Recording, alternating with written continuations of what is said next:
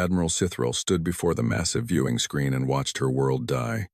The fortress planet of Aethon 7 burned below, its great defensive towers crumbling like sand castles against the tide. Ships fled in every direction, their distress signals filling every channel with screams and prayers. 17 hours. The planet that was supposed to hold for 50 years had fallen in 17 hours. She pressed her four-fingered hand against the cold glass and felt something she had never experienced in 300 years of service.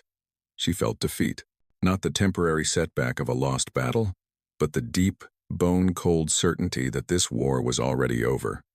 They simply had not accepted it yet. Behind her, the command deck of the Valorian flagship hummed with desperate activity. Officers shouted orders. Screens flashed with casualty reports. Somewhere in the chaos, someone was crying. The Valorian Confederacy, 6 peaceful species united under one banner, was watching its future slip away. The enemy had changed. For 3 centuries, the Korath Dominion had been a threat they could manage. The Korath were brutal, yes. Aggressive, certainly. But they were also predictable. They attacked fortified positions with overwhelming force, and the Confederacy had learned to build walls they could not breach. But the new Korath were different. Their shock troops had been bioengineered for war, grown in vats, and trained from birth for nothing but killing. They moved faster, hit harder, and felt no fear. Worse still, their commanders had developed psionic abilities that let them see into the minds of their enemies. They knew every plan before it was executed. They anticipated every trap before it was sprung. The old strategies meant nothing now. The great walls were falling. Sithril turned from the window and walked to the central command table. Holographic maps showed the Confederacy's territory in blue, shrinking before her eyes as red markers advanced from every direction. Military projections scrolled across the bottom of the display, and she did not need to read them to know what they said. 18 months. Perhaps less. Then the Confederacy would cease to exist, and 6 species would become slaves to the Korath Dominion. High Counselor Yethvin appeared on the communications screen, his ancient face heavy with exhaustion. The leader of the Valorian people looked like he had aged 20 years in a single week. His golden eyes, once bright with wisdom, now held only fear. "Admiral," he said quietly, "the Council has made a decision." Sithril straightened her spine. Whatever came next, she would face it with dignity. She was Valorian. Her people did not break. "We are authorizing contact with the humans." The words hit her like a physical blow. She stared at the screen, certain she had misheard. Around her, the command deck fell silent. Every officer stopped what they were doing and turned to look. "Counselor," she said carefully, "that option was rejected 200 years ago. The humans were deemed too dangerous, too violent. We agreed that inviting them into galactic civilization would be like inviting a predator into our homes." "I remember the decision well," Yethvin replied. "I helped make it. I watched the observation reports. I saw what humans did to each other in their wars. I saw their capacity for cruelty, their endless hunger for conflict." He paused and seemed to shrink before her eyes. "I was afraid of them. I still am. But I am more afraid of what happens if we do not ask for their help." Sithril thought about the burning planet below. She thought about the refugee ships and the casualty reports and the red markers advancing across the map. She thought about her own children, safe for now on the homeworld, but not safe for long. "I will arrange the diplomatic mission myself," she said. Ambassador Kethra was chosen for the task because she was the bravest diplomat the Confederacy had. She had negotiated with hostile species, walked into active war zones, and once talked a planetary governor out of starting a nuclear war. Nothing in her long career had frightened her. Until now, her ship dropped out of hyperspace at the edge of the Sol system, and she felt her hearts beating faster as the blue planet came into view. Earth, home of the humans, the most dangerous species the Confederacy had ever observed. For 200 years, Valorian scientists had watched humanity from hidden observation posts. They had studied human history and human warfare and human nature. What they found had terrified them. Humans were predators who had never stopped being predators. They hunted each other across continents. They developed weapons of mass destruction and used them against their own kind. They created philosophies of hate and built empires on suffering. They fought wars over religion, over resources, over nothing more than pride and anger. And yet they also created art of stunning beauty. They wrote poetry about love and composed music that could make a Valorian weep. They sacrificed themselves for strangers and built communities in the ruins of their wars. They were capable of both the greatest cruelty and the greatest kindness that the galaxy had ever seen. They were chaos made flesh. They were unpredictable. They were terrifying. Kethra's ship was met by a human escort within minutes of entering the system. The human vessels were ugly things, all sharp angles and exposed weapons, but they moved with a speed and precision that impressed her despite her fear. The humans guided her to a space station orbiting their moon and invited her aboard with polite efficiency. The human leaders were waiting for her in a large conference room. Military officers in crisp uniforms, political representatives with calculating eyes. They watched her with a curiosity that she found deeply unsettling. She was not used to being the one who felt small. She presented her case simply. The Valorian Confederacy was dying. The Korath Dominion was destroying them. They needed help, and they were willing to pay any price to get it. The humans listened without interrupting. When she finished, they asked questions. Good questions. Sharp questions. They wanted to know about the Korath's numbers, their technology, their tactics. They wanted to know about the Confederacy's resources, its industrial capacity, its strategic goals. Kethra had prepared for months of negotiations. She had expected suspicion, demands, political games. She had been ready to beg. The humans conferred among themselves for less than an hour. Then a general with gray hair and cold eyes leaned forward and said 4 words that changed everything. "We will help you." Kethra blinked. "You agree, just like that?" The general smiled, and there was something in that smile that made her want to run. "You have an enemy that needs killing. We are very good at killing enemies. The details can be worked out later." 6 hours after arriving at Earth, Kethra departed with a signed alliance treaty. The humans were coming. She should have felt relieved. Instead, she felt the quiet terror of someone who has invited wolves into their home and prays they do not get hungry. The Terran Expeditionary Force arrived at the Myreth sector 3 weeks after the alliance was signed. Every Valorian commander had expected months of preparation. They had assumed the humans would need time to mobilize, time to train, time to understand the enemy they were fighting. They were wrong. Admiral Sithril stood on the observation deck of her flagship and watched the human fleet emerge from hyperspace. The ships were nothing like Valorian vessels. Where Valorian design favored smooth curves and elegant lines, human ships were blocky, angular, and covered in weapons. They looked like they had been built by creatures who expected to fight the moment they arrived anywhere. 4 full combat divisions, 50,000 soldiers, hundreds of warships. The humans had not sent a token force to show solidarity. They had sent an army. The lead ship requested permission to dock, and within an hour, Admiral Sithril found herself face to face with General Marcus Cole. The human commander was tall and lean, with gray hair cut short and eyes that seemed to see everything at once. He walked like a predator, smooth and confident, and the soldiers who followed him moved with the same quiet danger. Sithril led them to the Strategic Command Center, where the Confederacy's best military minds had gathered to brief their new allies. Holographic maps filled the room with blue and red markers. Casualty projections scrolled across screens. The situation looked grim, but the Valorian officers had prepared a comprehensive defensive strategy. General Cole listened politely as they explained the plan. The Confederacy would consolidate its forces behind fortified lines. They would build new defensive positions in depth. They would make the Korath pay for every system they tried to take, grinding down their forces through attrition until the enemy exhausted itself. It was a sensible plan. It was a careful plan. It was exactly the kind of plan that peaceful species developed when they had to fight wars. When the briefing ended, General Cole stood silent for a long moment.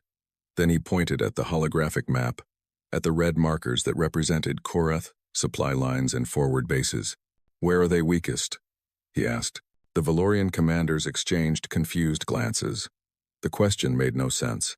The entire strategy was based on defense, on holding what they had and making the enemy bleed.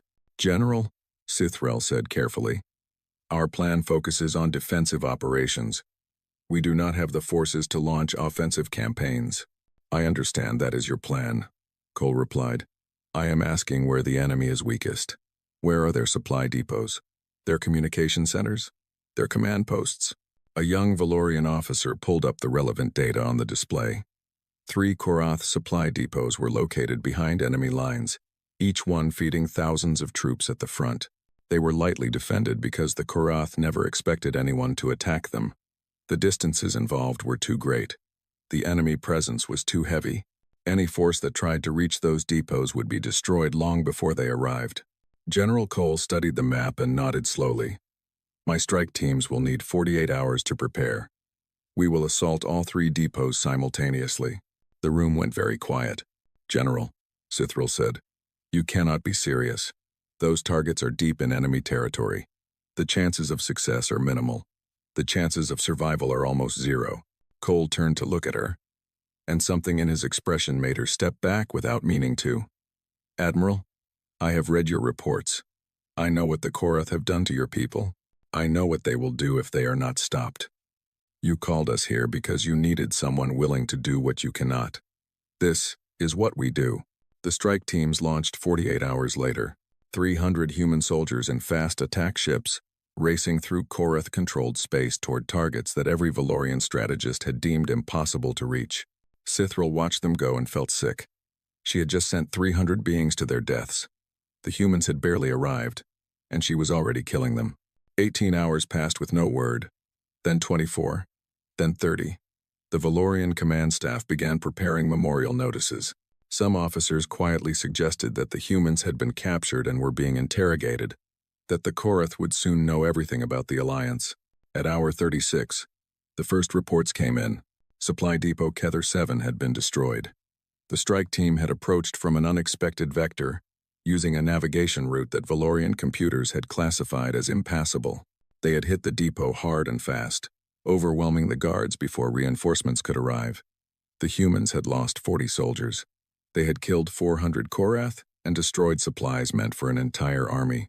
20 minutes later, the second report arrived. Supply Depot Veth 3 was burning. Another impossible approach. Another devastating attack. 32 humans dead. 300 Korath dead. Enough ammunition and fuel destroyed to cripple the enemy advance for months. The third report came an hour after that. Supply Depot Morith 9 had fallen. The strike team had faced heavier resistance than expected. They had fought for 6 hours, room by room, through a facility that should have required 10 times their numbers to assault. 53 humans had died. The depot was gone. 200 soldiers had not returned. 100 soldiers had. Sithril stared at the reports and felt something she could not name. Horror. Certainly. 100 soldiers had died in a single night. By Valorian standards, it was a catastrophe. By Valorian standards, those missions should never have been attempted. But the humans did not seem devastated. The survivors returned to the fleet and immediately began planning their next mission. They mourned their dead with quiet ceremonies, spoke their names with love and respect, and then went right back to work. When Sithril found General Cole to offer her condolences, he simply nodded and said, "They knew the risks. They chose to go anyway. That is what soldiers do." "How can you accept such losses?" she asked. "How can you send your people to die like that?" Cole looked at her with those cold, seeing eyes. "We do not accept losses. We calculate them. Every soldier who died tonight saved 1,000 Valorian lives that would have been lost if those supplies had reached the front. That is a trade we will make every time." The Korath advance halted 2 days later. For the first time in months, the enemy was not pushing forward. They were confused. They were uncertain. They were afraid. Word spread quickly through the Confederacy's military. The humans had attacked. The humans had won. The humans would keep attacking until the enemy was destroyed. Sithril watched the celebrations and felt a chill run down her spine. She had wanted monsters to fight monsters. She had gotten exactly what she asked for. She wondered if she would ever be able to control them. War Master Vexol had conquered 47 worlds in his long career. He had crushed every enemy the galaxy had thrown at him. The Valorians, the Krithani, the Moloth all had fallen before his armies like grass before fire. He was the greatest military mind the Korath Dominion had ever produced. For the first time in his life, he was afraid. He stood in his command chamber aboard the flagship Endless Fury and studied the latest intelligence reports. His psionic commanders had been trying for weeks to read the minds of the human soldiers. to anticipate their tactics the way they anticipated everyone else. They had failed. Every single time, they had failed. Human minds were chaos. Where Valorian thoughts moved in, ordered patterns that could be predicted and exploited, human thoughts crashed against each other like waves in a storm. Rage and love and fear and hope, all tangled together in ways that made no sense. The psionic commanders could touch those minds, but they could not understand them.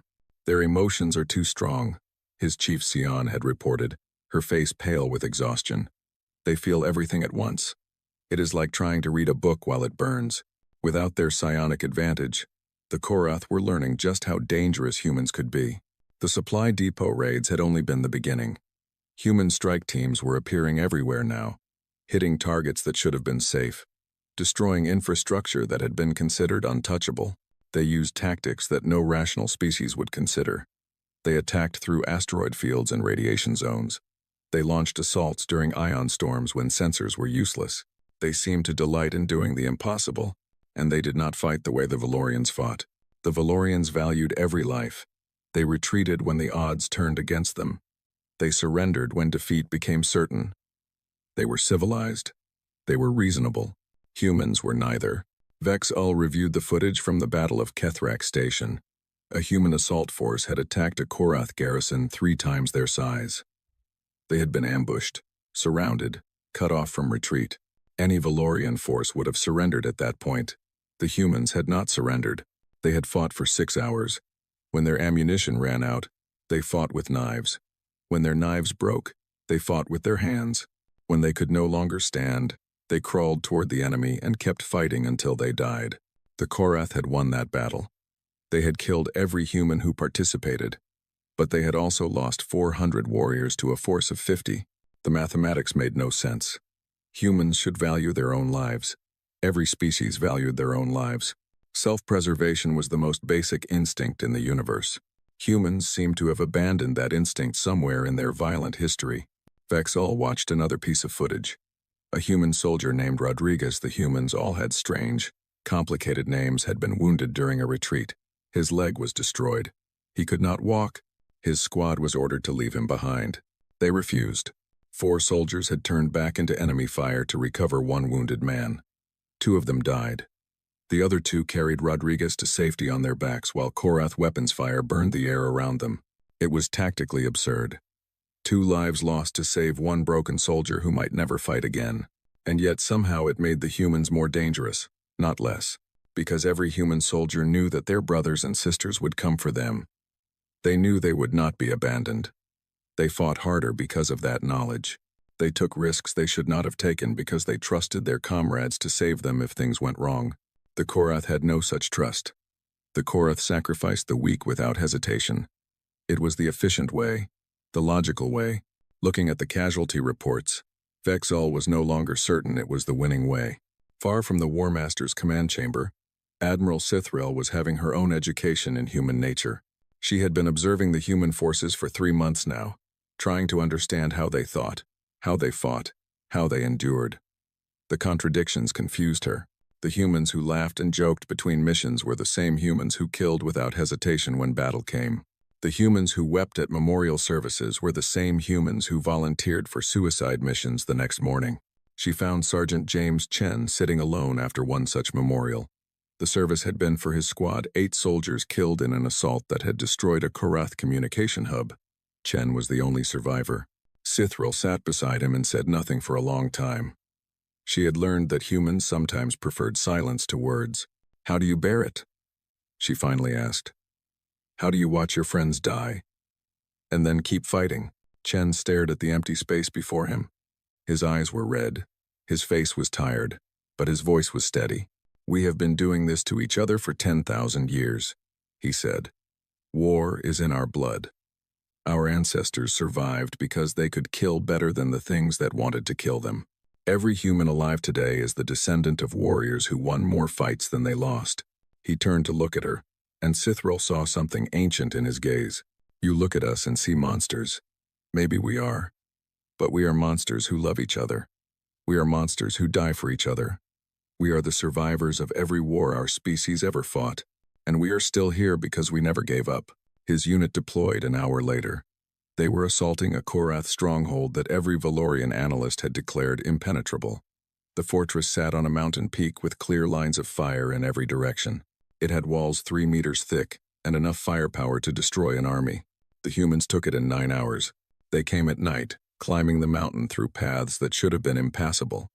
They used explosives to breach the walls and poured through the gaps before the defenders could react. They fought through corridors and chambers, room by room, never stopping, never retreating. When the sun rose, the Korath banner was burning and the human flag flew above the ruins. 60% of the assault force was dead. The survivors called it a great victory. Sithrel watched the after-action reports and finally began to understand. Humans did not fight despite their mortality. They fought because of it. Every battle could be their last. Every moment was precious. So they burned bright and hot and refused to waste a single second on fear. It was beautiful. It was terrifying. It was the most human thing she had ever seen. 6 months had passed since the humans arrived, and the galaxy had changed. The Korath Dominion was retreating. For the first time in 3 centuries, they were losing ground instead of gaining it. System after system was being liberated.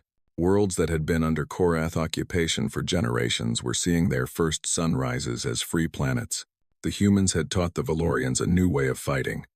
Not the brutal, all-or-nothing approach that humans used, but something between their old defensive tactics and the aggressive human style. Valorian commanders were learning to take calculated risks, to strike at weakness instead of always defending strength. It was working. The Alliance was winning. Then War Master Vexol made his move. The message arrived at Valorian High Command in the middle of the night. Every screen on every ship displayed the same image. Vexol's scarred face, his eyes burning with cold fury, his voice steady with absolute certainty. "We have taken Theris Prime," he said. 3 billion of your people are now our hostages. Our fleet surrounds the planet. Our weapons are aimed at every city, every town, every home. If you want them to live, you will do exactly as I say." Admiral Sithrel felt her blood freeze. Theris Prime was the spiritual heart of the Valorian people. Their oldest temples stood on that world. Their most sacred texts were kept there. More importantly, 3 billion innocent civilians lived there. Families, children, the elderly. The War Master's demands were simple. Surrender. All human forces would withdraw from Valorian space immediately. The Alliance would be dissolved. The Confederacy would submit to Korath rule. If these demands were not met within 7 days, Theris Prime would burn. Every city would be reduced to ash. Every living thing would die. "The humans will come," Vexol continued, a smile crossing his scarred face. "They always attack. It is their nature. They will try to save your precious world. And when they come, we will destroy them. We have gathered every ship, every soldier, every weapon we have left. This is our final battle. We will win it, or we will take you all with us into the dark." The message ended. The silence that followed was deafening. General Cole arrived at Valorian High Command within the hour. He had already seen the message. He had already begun analyzing the situation. The holographic display in the war room showed the tactical nightmare they faced. The Korath had positioned their entire remaining fleet in orbit around Theris Prime. Hundreds of warships, each one carrying enough firepower to glass a continent. The planet's surface was occupied by 300,000 Korath soldiers, dug into every city, every strategic position. A direct assault on the fleet would result in the loss of half the human ships and still fail to break through in time. The Korath would see them coming and begin the bombardment before the first shots were fired. A siege was equally impossible. It would take months to starve the Korath fleet into submission, and during that time, 3 billion civilians would die of hunger and disease. The Korath had no intention of feeding the population they were holding hostage. The Valorian commanders saw no way out. Surrender was unthinkable, but so was watching their sacred world burn. General Cole studied the display in silence. His face showed nothing, no fear, no anger, no despair. He simply looked at the problem the way a craftsman looks at a broken tool, searching for the place where it could be fixed. "There is a third option," he said finally. Every eye in the room turned to him. "We do not attack the fleet. We land ground forces on the planet itself. We fight through the Korath occupation, reach the planetary bombardment control centers, and disable them from the surface. Without the ability to glass the planet, the Korath fleet loses its leverage. Then, we destroy them. Admiral Sithril stared at him. General, that would require landing an army on a planet held by 300,000 enemy soldiers. There would be no orbital support, no supply lines, no extraction if things go wrong. You would be fighting through the heart of the enemy's strength. Yes, Cole agreed. The casualties would be catastrophic. Yes, it cannot be done. Cole smiled, and there was something terrible in that smile. Something old and dark and hungry. That is exactly what the Korath are counting on, he said. They believe no one would be foolish enough to try. They believe no army could survive such a battle. They are wrong. Human armies have survived worse. We have fought through hell itself and come out the other side. This is what we were made for. The room was silent. Every Valorian officer was thinking the same thing. This man is insane. This plan is madness. There is no way it can succeed. But there was no other option. Surrender meant slavery. Siege meant death. Attack the fleet meant failure. Only the impossible remained. Sithril looked at the general and saw something she had never expected to see in a human face. Peace. He knew exactly what he was asking his soldiers to do. He knew many of them would die, and he had made peace with that knowledge because he believed in something greater than his own life or theirs. How many soldiers will you need? She asked. 40,000. Every human soldier we have. And how many do you expect to lose? Cole met her eyes without flinching. As many as it takes. The planning began immediately. Human officers worked through the night, mapping drop zones and assault routes, identifying key targets and defensive positions. Valorian resistance cells on the surface were contacted and coordinated. In 3 days, the largest human military operation in galactic history would begin. 40,000 soldiers against 300,000. The odds were impossible. But humans had never cared much about odds. The sky above Theris Prime burned with falling stars. 40,000 human soldiers dropped through the atmosphere in armored pods, streaking across the night sky like a meteor shower. The Korath defensive batteries fired without pause, filling the air with explosions and death. Pods were destroyed before they reached the ground. Soldiers died before they could draw a single breath of alien air. Sergeant Chen was among the first to land. His pod slammed into the ground at the edge of a burning city, and he was out and fighting before the dust had settled. Around him, other pods were crashing down, splitting open to release soldiers who immediately formed into squads and began moving toward their objectives. The Korath were waiting for them.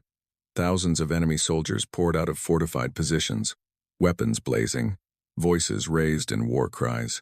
They had been preparing for this moment. They knew the humans would come. What they did not know was how hard the humans would fight. The first 3 days were a nightmare. Human forces took 60% casualties just securing the landing zones. The Korath threw everything they had at the invaders. Wave after wave of soldiers crashing against the human lines. Any normal army would have broken. Any normal army would have surrendered, or retreated, or simply died. The humans did none of these things. They dug in. They adapted. They turned every building into a fortress. Every street into a killing ground. When one position fell, they fell back to another. When ammunition ran low, they took weapons from the dead. When soldiers fell, others stepped forward to take their place. Chen lost half his squad on the 2nd day. He lost another quarter on the 3rd. By the 4th day, he was leading a mixed unit of survivors from 6 different squads, none of whom had expected to still be alive. Keep moving, he told them. Keep fighting. Every minute we survive is a minute closer to victory. They believed him because they had no choice. They believed him because believing was the only thing keeping them alive. On day 5, the first human units reached the outer defenses of the primary bombardment facility. It was a massive complex, bristling with weapons, protected by walls of reinforced steel and concrete. 2,000 Korath soldiers held it against human assault. The attack began at dawn and lasted until midnight. Humans died by the dozens, by the scores, by the hundreds. But they kept coming. They used explosives to breach the walls. They fought through corridors flooded with poison gas. They climbed over the bodies of their fallen comrades to reach the enemy and kill them. By midnight, the facility was in human hands. The bombardment controls were destroyed. 1 down, 2 to go. War Master Vexal watched the battle from his command ship in orbit. and felt something he had never experienced before: respect. He had thought the humans were simply animals, violent creatures who fought without thought or strategy. He had been wrong. They were something far more dangerous. They were predators who had learned to use their violence with precision and purpose. And they were winning. On day 7, the second bombardment facility fell. The assault had cost 3,000 human lives, but the facility was gone. The Korath could no longer target half the planet. Vex'al ordered his reserves forward for a final crushing blow. Every soldier he had left would converge on the remaining human forces and destroy them. Without the threat of planetary bombardment, the war was already lost, but he could still kill every human on the surface. He could still have his revenge. It was exactly what General Cole had been waiting for. The moment Vex'al's reserves moved out of position, a second human force struck. 10,000 soldiers who had been hidden in the mountains, waiting in silence for days, suddenly emerged and attacked the now undefended command center. The Battle of Central Command lasted 6 hours. The Korath fought desperately, knowing that the loss of their command structure would mean the end of organized resistance, but they had already committed their best troops to the assault on the human positions. What remained were support personnel, officers who had never seen frontline combat, soldiers too young or too old for the main fight. The humans tore through them without mercy. On day 9, Korath Central Command fell. Every communication line went dead. Every coordination system went offline. 300,000 Korath soldiers on the surface suddenly found themselves without orders, without leadership, without hope. The third bombardment facility surrendered without a fight. Its commanders knew the war was over. In orbit, the Korath fleet faced the combined Valorian human armada. Without their planet-killing leverage, they had nothing left to bargain with. General Cole offered them one chance to withdraw. They refused. The Battle of Theris Prime's orbit lasted 6 hours. When it ended, the Korath fleet was debris. On day 11, War Master Vex'al walked out of his ruined command bunker with his hands raised. He was the first Korath War Master to surrender in the history of his species. He would not be the last. 3 months later, the war was over. The Korath Dominion, broken and leaderless, accepted terms that would have been unthinkable a year before. Their military was disbanded. Their empire was dissolved. The species that had terrorized the galaxy for centuries would never threaten anyone again.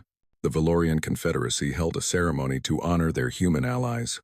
Millions watched as Ambassador Kethra presented General Cole with the highest medal the Confederacy could bestow. She thanked humanity for their sacrifice, their courage, their willingness to die for strangers. General Cole accepted the medal. Then he spoke. "You called us because you were desperate," he said. "You needed monsters to fight monsters. And we came, because that is what we are. But here is what you did not understand. We have been fighting to stop being monsters for our entire history. Every war we won, every enemy we defeated, we tried to be a little more merciful than the time before. We did not come here to prove how ruthless we could be. We came here to prove that our ruthlessness could protect something worth protecting." He looked out at the crowd, Valorians and humans standing together, survivors of a war that should have destroyed them all. "We are exactly what you feared. Violent, relentless, unbreakable. But we choose what we fight for. And today, we chose you." Admiral Sithril stood in the crowd and felt tears running down her face. She had been afraid of the humans. She had wondered if inviting them into the Confederacy was a mistake. Now she understood. Humans were not monsters. They were the thing that monsters feared. They were the wall between the darkness and the light. They were brutal because the universe was brutal, and someone had to stand against the night. The Confederacy would never fear humanity again. They would never entirely understand them either. But they would never forget what humans did when the loss appeared certain. They fought. They bled. They won. Because that was what humans did.